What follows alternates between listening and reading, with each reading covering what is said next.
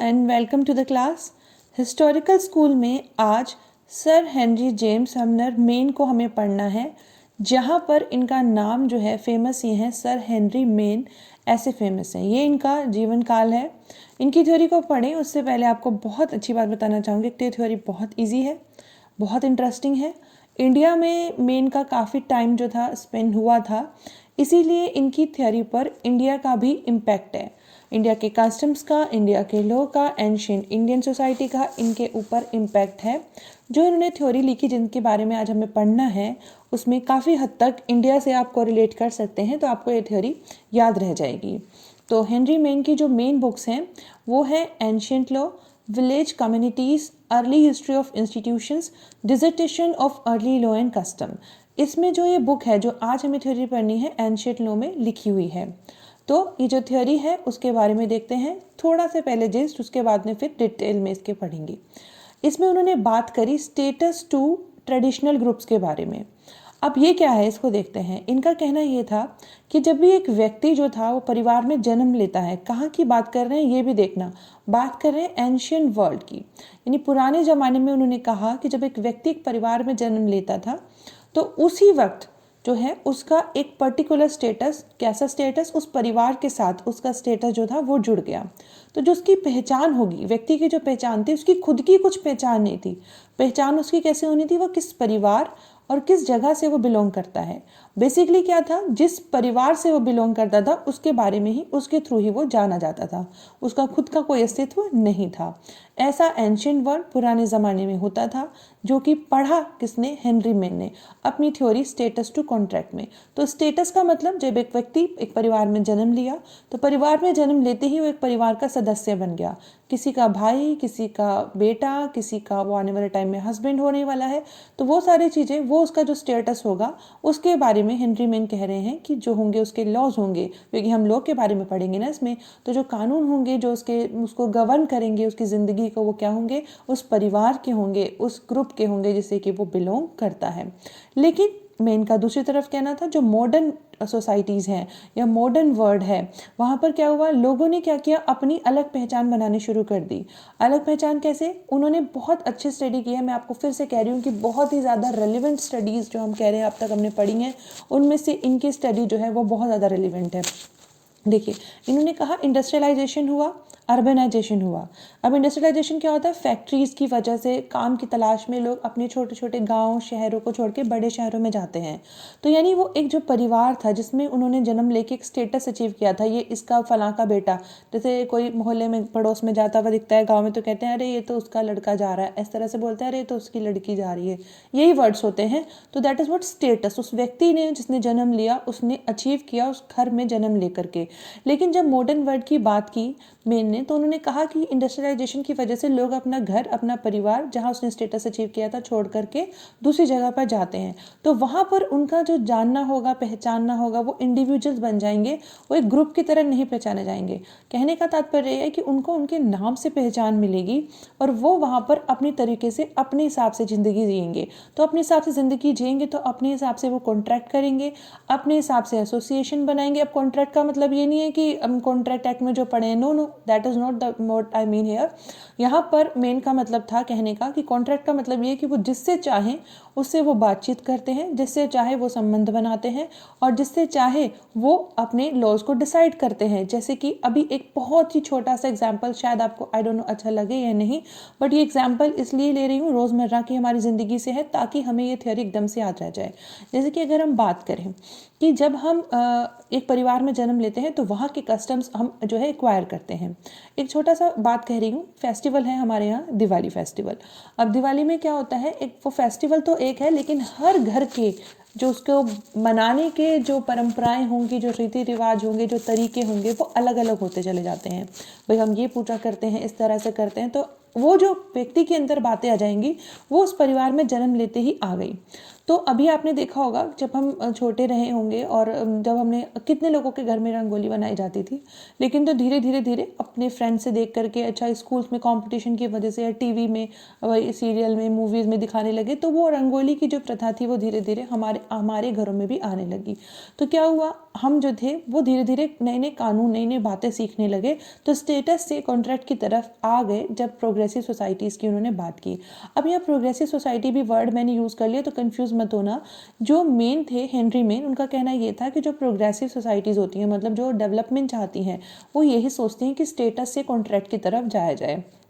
अब जो मेन की थ्योरी थी ना, इतनी इंपॉर्टेंट थी कि इनको जो था मॉडर्न लीगल एंथ्रोपोलॉजी के 1 ऑफ 4 फादर में से जाना गया, लीगल हिस्ट्री के 1 ऑफ 4 फादर में से जाना गया, सोशियोलॉजी ऑफ लॉ यानी जो सोशियोलॉजिकल जो फिलोसफिकल स्कूल है वो जो था उसके बारे में जो बात कर रहा है, एंथ्रोपोलॉजी लीगल हिस्ट्री के बारे में बात करें, उनमें जो मतलब कंट्रीब्यूशन था वो मेन का बहुत ही ज़्यादा रहा बिकॉज ऑफ दिस थ्योरी।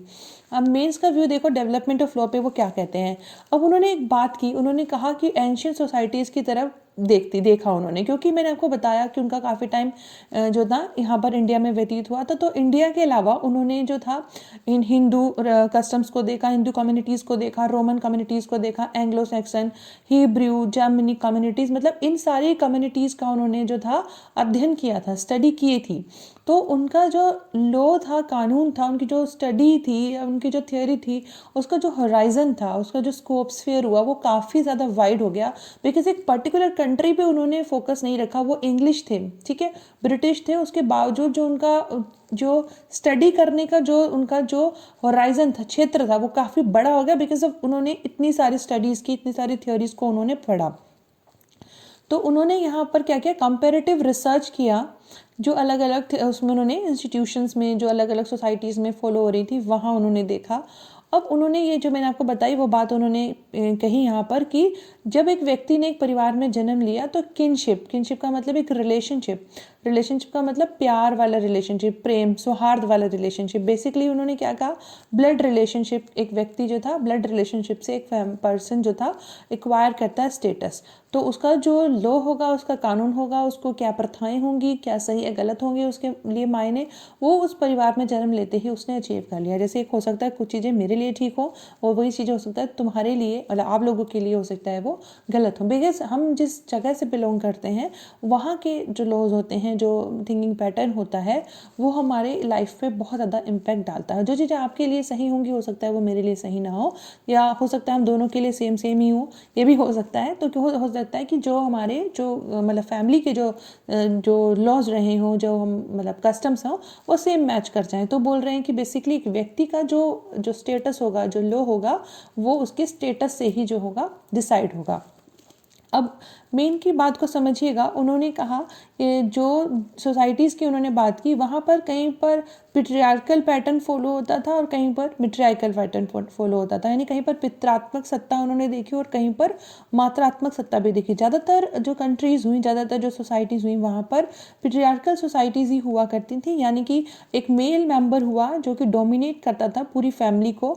उसमें चाहे फीमेल मेंबर्स हुए, चाहे चिल्ड्रन हुए, चाहे स्लेव्स हुए, प्रॉपर्टी हुए, तो सब पे किसकी पावर चलनी थी, mail member, head of the family, जो हेड, जो मेन सबसे बड़े जो हुए मेल मेंबर, उनकी बात चलनी होती थी। जैसे आजकल भी हमारी कंट्री की अगर हम बात करें, गांव में तो है ही, शहरों में भी ऐसे होता है। अगर हम अपने परिवार की बात करें तो जो बड़े कह देते हैं, बड़े इन द सेंस जो हेड ऑफ द फैमिली होते हैं, उनकी बात ही मानी जाती है। तो बोल रहे हैं कि ये जो था पेट्रियार्कल सोसाइटी में ऐसे होता था, तो वो जो बोले वही जो है रूल्स हो जाते थे। तो इसी को उन्होंने बात करी कि स्टेटस, कि जो व्यक्ति कह देगा, अब कौन व्यक्ति, male member, head of the family या the eldest male member of the family. उन्होंने ये बात भी स्वीकारी कि कहीं कहीं किसी सोसाइटीज़ में मिट्रियार्कल पैटर्न भी है, यानी कि मात्रात्मक सत्ता भी चलती है, लेकिन ज़्यादातर क्या है, पित्रात्मक सत्ता ही चलती है। उसी को उन्होंने स्टेटस के बारे में कहा। अब उनका जो डेवलपमेंट ऑफ लॉ के बारे में उन्होंने जो स्टेजेस बताई हैं वो देखिए। उनमें वाला सबसे पहले जो था, कुछ पेटर फैमिलीज, वही पित्रात्मक सत्ता वाली परिवार हैं, जिनको उन्होंने लोएस्ट यूनिट बोला प्रिमिटिव कम्युनिटीज़ की। तो प्रिमिटिव कम्युनिटीज़ में लॉ कैसे डेवलप होता है, ये सारी चीज़ें उन्होंने इन स्टेजेस में बताया। तो सबसे नीचे बोला पेटर फैमिलीज हैं, यानी कि सबसे छोटी, सबसे लोएस्ट यूनिट ये है फैमिली, पेटर फैमिलीज हैं। फिर कुछ फैमिलीज मिलकर के फैमिली ग्रुप बनाती हैं, और कुछ ग्रुप बना के यहाँ पे जीन्स बनाएंगे जिनको एग्रीगेशन ऑफ फ्यू फैमिलीज बोला। फिर उसके बाद ट्राइब्स यानी जातियाँ बनेंगी। फिर उसके बाद कम्युनिटी बनती है इसको जो मेन थे उन्होंने ये कहा कि जो कम्युनिटी है वो कॉमन वेल्थ है। तो इस तरीके से ये एक प्रिमिटिव सोसाइटीज़ में उन्होंने बोला किस तरीके से डेवलपमेंट होता है प्रिमिटिव सोसाइटीज़ का। लो का डेवलपमेंट अभी हम देखेंगे उन्होंने किस तरीके से स्टेटस पे ये प्रिमिटिव सोसाइटीज़ के डेवलपमेंट की उन्होंने बात की। अब यहाँ पर progressive societies from status to contract मैंने आपको बताया कि मेन का कहने का तात्पर्य था कि जो प्रोग्रेसिव सोसाइटीज़ होती हैं जो अपनी मतलब चाहती हैं कि हम प्रोग्रेस करें, अपनी उन्नति चाहती हैं, वो क्या करती हैं स्टेटस से कॉन्ट्रैक्ट की तरफ बढ़ती हैं। अब स्टेटस से कॉन्ट्रैक्ट की तरफ बढ़ने का मतलब ये है कि वो भी मैंने आपको बता दिया जैसे इंडस्ट्रियलाइजेशन हुआ, अर्बनाइजेशन हुआ, तो इस तरीके से कह रहे हैं कि with the March of time के साथ साथ क्या हुआ जो बेटर फैमिलीज थी वो विदर्ड अवे हो गई, मतलब कि खत्म होते चली गई। अब राइट्स एंड ऑब्लिगेशन जो थे वो इंडिविजुअल कॉन्ट्रैक्ट पे बेस करते थे, जिस तरीके से जिसका मन चाहेगा वो उससे बात करेगा। इस तरीके से अब जो थी सोसाइटीज़ जो थी वो चेंज होती चली गई, यानी कि स्टेटस से लोग कॉन्ट्रैक्ट की तरफ बढ़ने लगे। अब इस कॉन्ट्रैक्ट का मतलब क्यों शुरू हुआ ये भी मैंने आपको बता दिया कि जो व्यक्ति थे वो अपनी फैमिली से अलग होने लगे, क्योंकि फैमिली जो सिस्टम जो था वो डिसइंटीग्रेशन हो गया। पहले एक परिवार में 15-15 सदस्य रहते थे, पर काम की वजह से सब लोग छोड़ छोड़ के अपने मतलब कहीं कहीं जाने लगे। इस तरह से क्या हुआ जिससे जो मतलब होगा हमारा हम उसी से बात करते हैं। अब कोई भी ये नहीं रहने लगा कि हम इससे बात नहीं करेंगे उससे बात नहीं करेंगे, हम लोग फ्रीली जिससे मन होता है उससे बात करते हैं। तो स्टेटस की जगह कॉन्ट्रैक्चुअल रिलेशनशिप अब आने लगा। अब इंडिविजुअल जो था वो कह रहे हैं कि अपना डिसीजन खुद लेने लगे। अब उस वहाँ पर हेडमैन को मतलब छोटी छोटी बात फैमिली मेंबर में हेड को बताने की ज़रूरत नहीं, फ़ोन करके बता रहे हैं कि मैं ये काम कर लूँ कि नहीं। तो बोल रहे हैं कि इस तरीके से जो लोग थे वो एक गुलामी की जंजीरों को तोड़ के अब क्या हुए थे अपना डिसीजन खुद लेने लगे थे।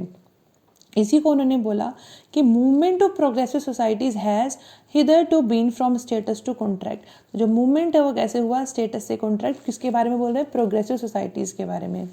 अब एक और इम्पॉर्टेंट बात मैंने ऑब्जर्व की, अब ये है reversal of trend from contract to status. इसको भी समझिएगा, बहुत ही उम्दा बात है। इसमें उन्होंने कहा कॉन्ट्रैक्ट तो हो गए भाई, लोग छोड़ छोड़ के अपनी बड़ी बड़ी फैमिलीज को छोटी छोटी फैमिलीज बन गई और जाने लगे अर्बनाइजेशन की वजह से। लेकिन because of this industrialization, urbanization and modernization बहुत सारी प्रॉब्लम्स आने लगी। जैसे एक बहुत ही बड़ी बात हम कहते हैं कि अमीर अमीर होता चला गया, गरीब गरीब होता चला गया because of this like industrialization. तो उसमें क्या हुआ, क्योंकि अनएम्प्लॉयमेंट की प्रॉब्लम आने लगी। अब शहरों की तरफ लोग जा रहे हैं, वहाँ शहरों में जाके क्या सबको काम मिल जाता है कि नहीं, अनएम्प्लॉयमेंट होने लगा, हंगर भूखमरी बढ़ने लगी, इग्नोरेंस होने लगा, डिसीज बीमारियां बढ़ने लगी। तो इस वजह से इनइक्वालिटीज़ आ गई। अब इनइक्वालिटीज़ कहाँ आ गई, इंडिविजुअल्स के बीच में, ग्रुप के बीच में। अब इन्हीं चीज़ों से क्या हुआ काउंटर करंट होना शुरू हुआ। काउंटर करंट किसका, कॉन्ट्रैक्ट से लोग वापस से स्टेटस में आने लगे। ये कैसे आने लगे इसको समझिएगा। देखिए क्या हुआ, एक अर्बनाइजेशन हुआ, फैक्ट्री ने जन्म लिया, लोग शहरों से जो है गाँव को से छोड़ करके शहरों में आने लगे, मतलब शहरों की ओर पलायन होना शुरू हो गया। अब जब लोग आ रहे हैं तो उसमें क्या हुआ, यहाँ प्रॉब्लम्स तो बढ़ेंगी, कभी किसी को जॉब से निकाल दिया या कोई प्रॉब्लम हो गई, तो हर एक व्यक्ति जिसकी प्रॉब्लम है वो जाके ओनर से मिलने लगे, फैक्ट्री वर्कर ओनर से मिलने लगे। तो उसकी कोई बात सुनेगा नहीं। तो अब इस एक बंदे की तो कोई बात नहीं सुनेगा, भी क्या करेगा, 2 बंदे की बात सुनी जाएगी, 3 बंदे की। मतलब इन्होंने क्या किया, अपने जो थे अपने संगठन बनाने शुरू कर दिए, एसोसिएशन बनाने शुरू कर दिए। अब जहाँ एसोसिएशन की बात हो गई वहाँ स्टेटस की बात होगी, ऑब्वियस सी बात है। तो यहाँ पर क्या हुआ, एक व्यक्ति अपनी बार्गेनिंग खुद नहीं करता। बार्गेनिंग का मतलब यह है कि अपने बारे में, अपनी मेरे को ये चीज़ चाहिए, ये फैक्ट्री में ये प्रॉब्लम है, खुद ना कह के अपने यूनियन से कहने लगा, एसोसिएशन से कहने लगा।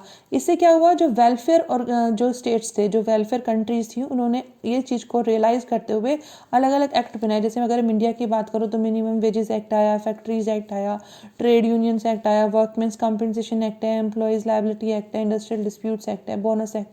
तो ये सारी चीज़ें आने लगी ताकि जो था स्मूथली सारा काम हो सके।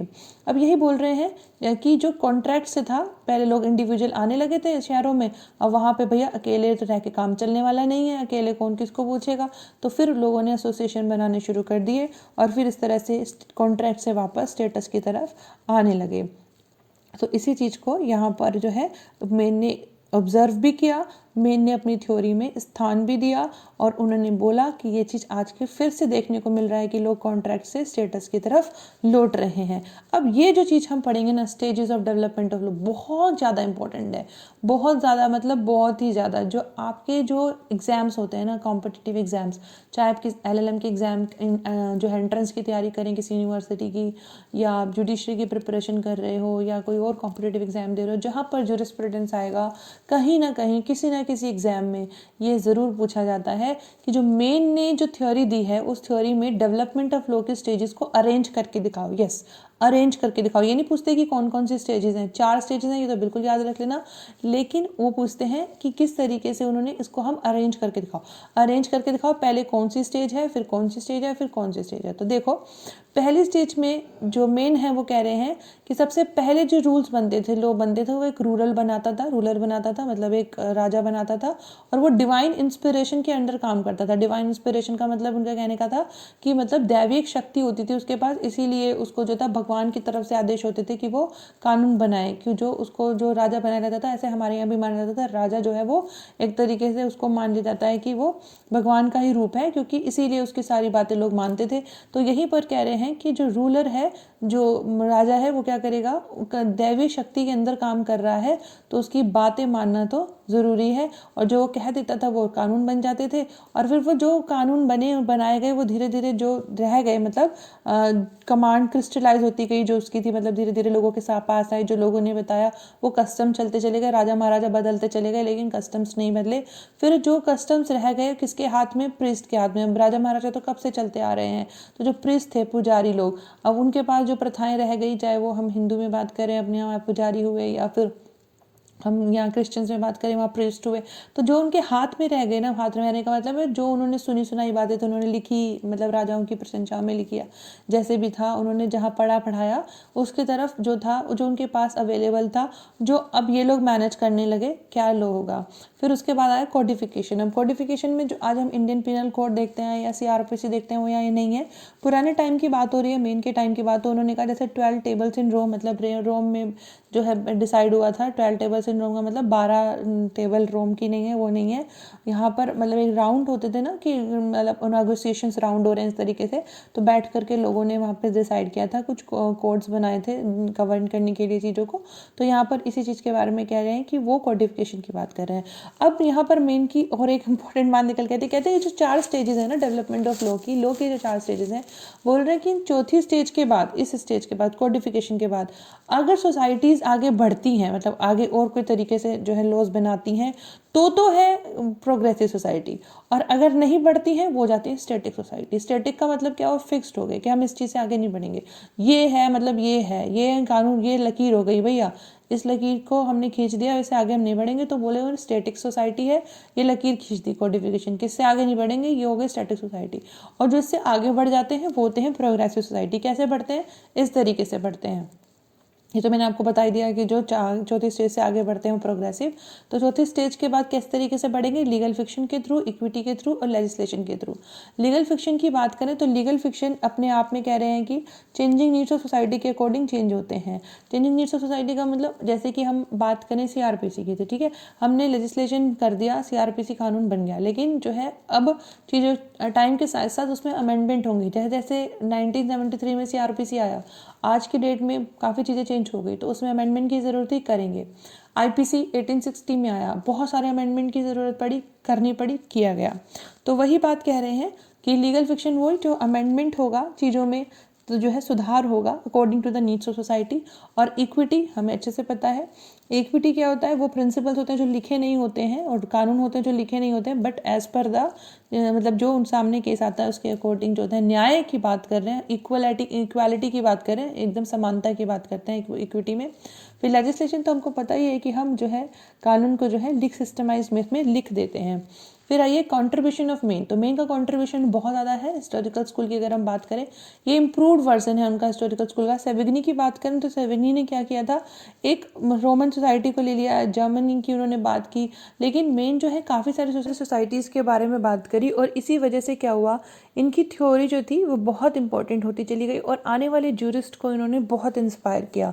आने वाले जूरिस्ट में अगर हम बात करें, जैसे मेटलैंड हुए, वाइनोक्रेडोफ हुए, ये ब्राइस हुए, तो इनकी थ्योरी से बहुत ज़्यादा इंस्पायर हुए थे और उन्होंने क्या किया था, इनकी थ्योरी को जो है हिस्टोरिकल स्कूल में कंपैरेटिव मेथड में जो था जो अप्लाई किया था। तो इनकी थ्योरी बहुत इंपॉर्टेंट हो जाती है। आप खुद देखो ना, उन्होंने बात की कि पहले स्टेटस होता है, फिर कॉन्ट्रैक्ट जाता है, फिर चीज़ें चेंज हुई तो कॉन्ट्रैक्ट से स्टेटस पे आया, और उन्होंने खुद ही कह दिया कि अगर प्रोग्रेसिव सोसाइटीज़ बनना है तो चौथी स्टेज से भी आगे बढ़ना पड़ेगा। तो यानी उनका जो व्यू था, भले ही वो हिस्टोरिकल स्कूल में आते हों, लेकिन जो उनका व्यू था ना चीज़ों को लेकर के, और वो खुद जो मतलब माइंडसेट था उनका, वो कैसा था, बहुत ज़्यादा प्रोग्रेसिव था। तो आज की डेट में भी ये चीज़ों को हम देख सकते हैं, हम पढ़ सकते हैं, रिलेट कर पा रहे हैं, बिकॉज ऑफ उनका जो होराइजन था, मैं फिर से कह रही हूँ, सोचने का, वो बहुत ज़्यादा बड़ा था और इसीलिए थ्योरी बहुत अच्छी है। कोशिश की सरल बनाने की। माफ़ कीजिएगा कोई गलती हो गई हो तो। Thank you so much for listening. Thanks a lot. Keep learning and keep smiling.